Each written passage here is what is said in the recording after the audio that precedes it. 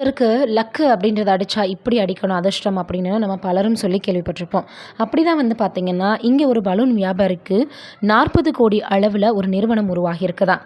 எப்படி இது ஆச்சு அப்படின்னு தான் இந்த விஷயம் கேள்விப்பட்டது எல்லோருமே பார்த்தீங்கன்னா கேட்டு வந்துட்டுருக்காங்க. அதுவும் மெட்ராஸ் சாலையில் பலூன் விற்றவரா. வியக்க வைக்கக்கூடிய அந்த வெற்றி கதையை பற்றி வீடியோக்குள்ளே போய் பார்த்து தெரிஞ்சுக்கலாம்.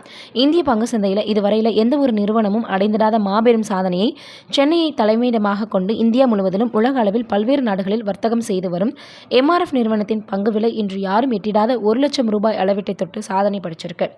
இந்திய வர்த்தக சந்தை நாட்டின் சுதந்திரத்திற்கு முன்பும் பின்னும் தலைகளாக மாறுச்சு. சுதந்திரத்திற்கு முன்பாக மாபெரும் வர்த்தக சாம்ராஜ்யமாக இருந்த பல நிறுவனங்கள் மாயமாயிடுச்சு. சிறு குறு நிறுவனம் எல்லாமே நேரம் பார்த்து விரிவாக்கம் செய்து மாபெரும் நிறுவனமாக மாறிடுச்சு. இப்படி இன்று இந்திய சந்தையை ஆட்டி படைக்கக்கூடிய எம்ஆர்எஃப் உருவானதும் இது போன்ற நேரத்தில் தான். எம்ஆர்எஃப் என்பது மெட்ராஸ் ரப்பர் ஃபேக்ட்ரி அப்படின்றதனுடைய சுருக்கம். ஒரு குழந்தை போல் எம்ஆர்எஃப் நிறுவனத்தை உருவாக்கி மெல்ல மெல்ல வளர்த்தவர் கேஎம் மம்மன் மாப்பிள்ளை.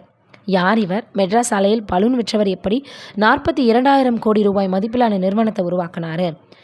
கேஎம் மம்மன் மாப்பிள்ளை கேரளாவில் சிரியன் கிறிஸ்தவ குடும்பத்தில் 10 பிள்ளைகளில் ஒருவராக பிறந்திருக்கிறார். தந்தை சொந்தமாக வங்கி மற்றும் செய்தி நிறுவனங்களை வைத்திருக்கும் அளவுக்கு பணபலம் கொண்டவர்.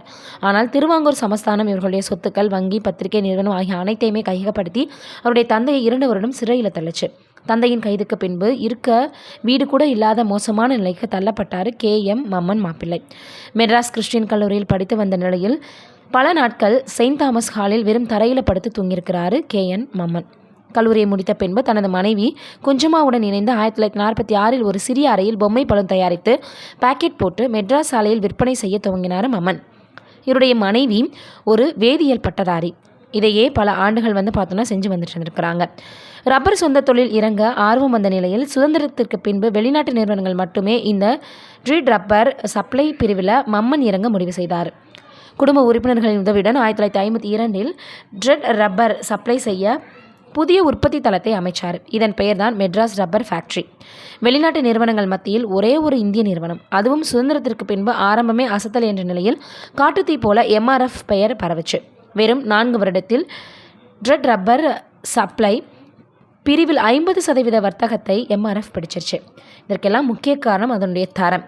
எம்ஆர்எஃப் எழுச்சியால் வெளிநாட்டு நிறுவனங்கள் நாட்டை விட்டு வெளியேற துவங்குச்சு.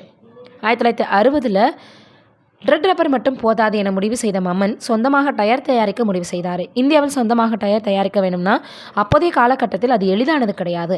பெரிய அளவில் தொழில்நுட்பம் பார்த்தோன்னா பின்தங்கியிருந்துச்சு இந்தியா. இந்த நிலைமையில தான் அமெரிக்காவின் மேன்ஸ்ஃபீல்ட் டயர் அண்ட் ரப்பர் நிறுவனம் தொழில்நுட்ப உதவிக்காக கூட்டணி வைத்தது. எம்ஆர்எஃப் பெயருடன் 1961 தயாரிப்பு தொழிற்சாலை சென்னையில் அமைக்கப்பட்டது. இதே வருடம் மெட்ராஸ் ஸ்டாக் எக்ஸ்சேஞ்சில் ஐபிஓ வெளியிடப்பட்டது. இதன் பின் மின்னல் வேகத்தில் உற்பத்தி, தரம், விலை அப்படின்னு எல்லாத்துலேயுமே வெளிநாட்டு நிறுவனங்களுக்கு டேக்க கொடுத்து வளர்ச்சி அடைந்தது. சென்னையில் புதிய ஆராய்ச்சி மையத்தை 1963 பார்த்தோன்னா எம்ஆர்எஃப் உருவாக்குச்சு. 64 மார்க்கெட்டிங் பிரிவை மிக பெரிதாக்குச்சு. எம்ஆர்எஃப் மசில் மேன் புகைப்படம் முதல் சச்சின் எம்ஆர்எஃப் பேட் வரையில் பெரிய அளவில் விரிவுபடுத்தப்பட்டது.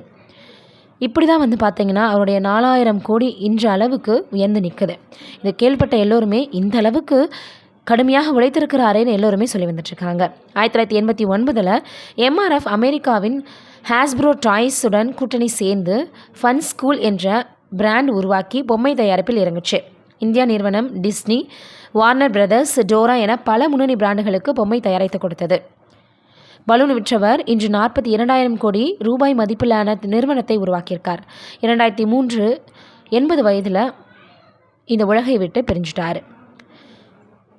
எம்ஆர்எஃப் நிர்வாக பொறுப்பில் அவர் கடைசி காலகட்டம் வரைக்கும் இருந்தார் அப்படின்றது ரொம்பவே மேல் சிலிர்க்க வைக்கக்கூடிய ஒரு விஷயம்.